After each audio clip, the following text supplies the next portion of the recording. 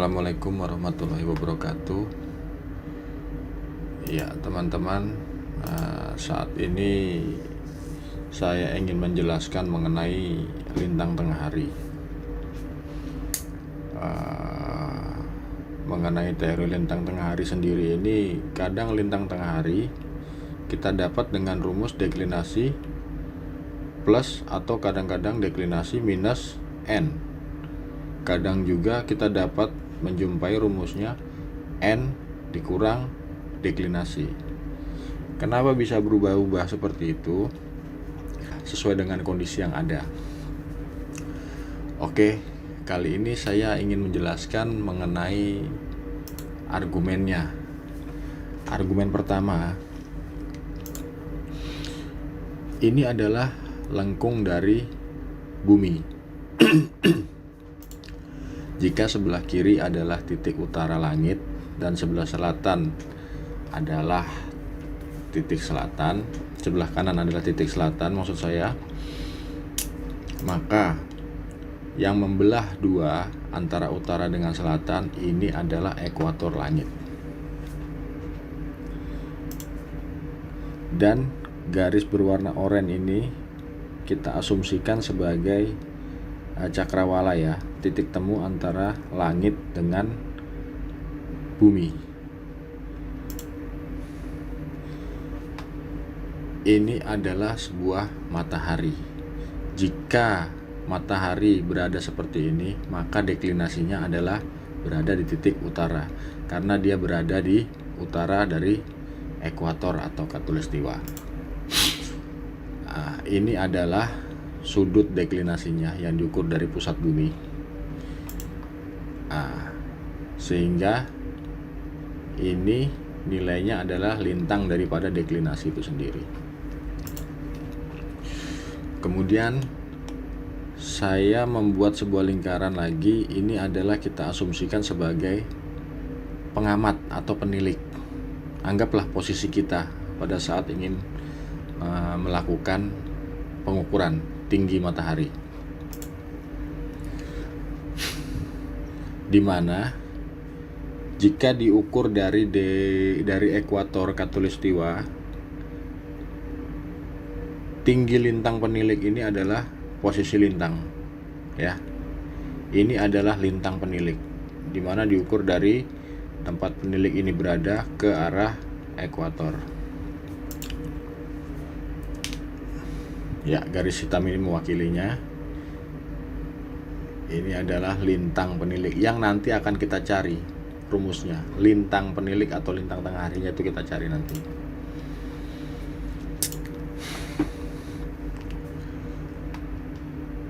Kita mengukur tinggi matahari pada saat matahari mendekati waktu merpas atau berembang atas. Maksud dari tinggi ukur matahari itu adalah diukur dari cakrawala ke arah vertikal menuju ke benda angkasa tersebut atau matahari ini. Ini adalah cakrawala. Titik temunya ini adalah cakrawala.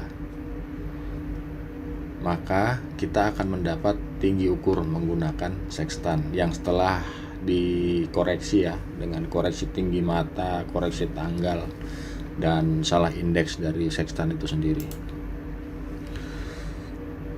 Sedangkan sudut yang diukur dari cakrawala hingga tegak lurus atau vertikal di atas persis si penilik, ini adalah sudutnya 90 derajat antara cakrawala dengan puncak tinggi dari penilik itu sendiri adalah 90 derajat. Ya, panah biru ini yang mewakilinya. Maka dari titik puncak ini menuju ke arah matahari, ini kita sebut dengan N. Dalam istilah lintang tengah hari inilah N. N itu posisinya ini. Ya, ini N. sehingga didapat N sama dengan N garis hitam yang di tengah ini, N sama dengan didapat dari 90 adalah dari cakrawala ke titik ini di atas penilik ini, ke titik vertikal ini ya, titik puncak ini adalah 90 derajat.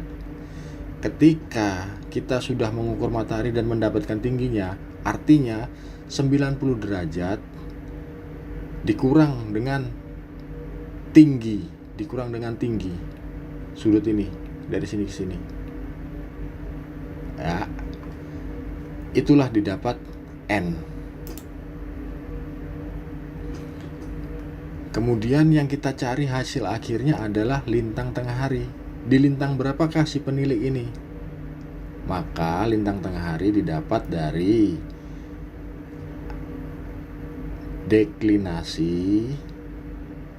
deklinasi ini ditambah dengan N,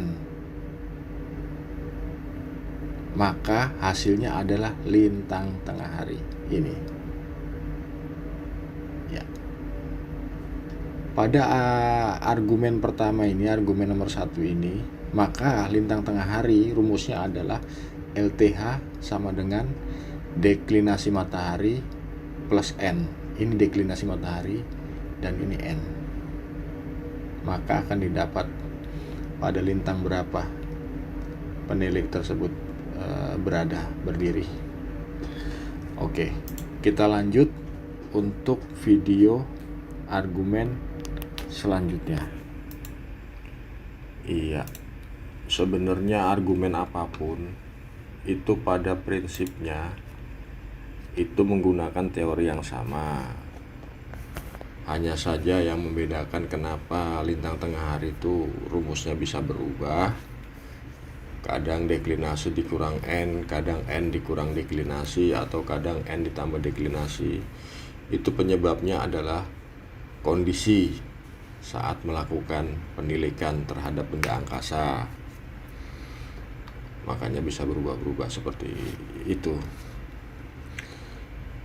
Ya, langsung saja. Ini argumen yang keduanya. Ini adalah lengkung bumi seperti yang di awal tadi. Sebelah kiri adalah titik utara dan sebelah kanan adalah titik selatan. Kemudian garis tengah atau diwakili dengan garis biru ini adalah garis ekuator yang membagi belahan bumi utara dan selatan. Dan garis oranye ini adalah cakrawala langit. Kemudian kita melihat ada sebuah benda angkasa atau dalam hal ini matahari ya, berada di atas titik utara. Atau istilah lainnya juga disebut deklinasi. Deklinasi yang diukur dari ekuator menuju ke arah bintang tersebut. Nah, ini adalah kondisi penilik.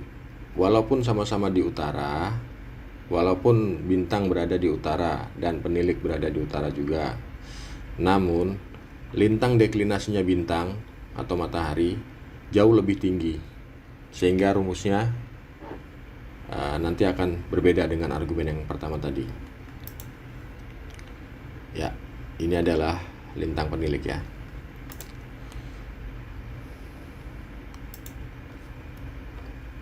Ini adalah tinggi ukur yang diukur dari cakrawala hingga benda angkasa. Sedangkan ini adalah 90 derajat sudut vertikal antara cakrawala dengan titik puncak di atas penilik. Untuk rumus N ini tetap sama. 90 derajat atau titik puncak penilik dikurang dengan tinggi bintang. 90 dikurangi dengan tinggi bintang, itu akan didapat nilai N. Jika kita bandingkan, gambar yang untuk argumen kedua ini berbeda dengan argumen yang pertama. Yang membedakan adalah kondisinya. Argumen pertama tadi, lintang penilik lebih tinggi daripada deklinasi. Pada argumen kedua ini, lintang deklinasi yang lebih tinggi daripada lintang penilik. Maka rumus lintang tengah harinya adalah ini lintang tengah hari atau lintang penilik, ya. Maka pada argumen kedua ini akan didapat rumusnya lintang tengah hari, yaitu deklinasi. Ini deklinasi yang garis paling atas ini, panah atas, dikurang dengan N. Itulah lintang penilik atau lintang tengah hari. Jadi pada prinsipnya gambarnya tetap sama, cuman yang membedakan itu adalah kondisinya, di mana kita berada dan di mana bintang tersebut berada. Oke, kita lanjut untuk argumen yang ketiga selanjutnya. Ya, untuk yang argumen nomor 3 ini kita agak berbeda ya, karena deklinasinya nanti akan berada di utara, sedangkan peniliknya berada di lintang selatan. Bagaimana kira-kira rumusnya? Ini adalah lengkung bumi, tapi pada argumen yang ketiga ini saya cenderung gambarnya agak ke selatan. Ya, jadi yang bagian utaranya sedikit aja saya gambar. Dia cenderung ke sebelah selatan. Dan ini adalah ekuator, garis biru ini. Kemudian garis oranye ini adalah cakrawala, dan bintang atau matahari berada pada titik utara atau deklinasi utara. Pada garis hitam ini ya. Kemudian ada penilik yang berada di selatan ekuator. Ini adalah lintang peniliknya atau lintang tengah hari nanti. Dan ini adalah tinggi ukur. Tinggi ukur diukur dari titik cakrawala hingga titik benda angkasa. Jadi sudutnya ini. Ini nih yang garis hijau ini.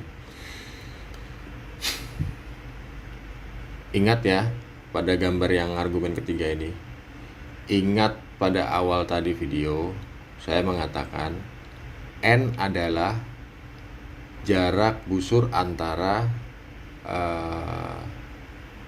sudut, maksud saya sudut busur antara benda angkasa dengan titik puncak di atas penilik. Pada yang ketiga ini, inilah yang mewakilinya, antara benda angkasa atau bintang atau matahari dengan titik puncak si penilik ya.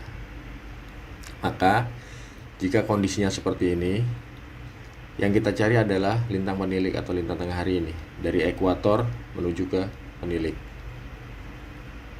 yang garis hitam di tengah ini yang kedua. Maka rumusnya adalah N dikurang dengan deklinasi. Ini deklinasi, yang ini N. Jadi LTH adalah N dikurang deklinasi matahari.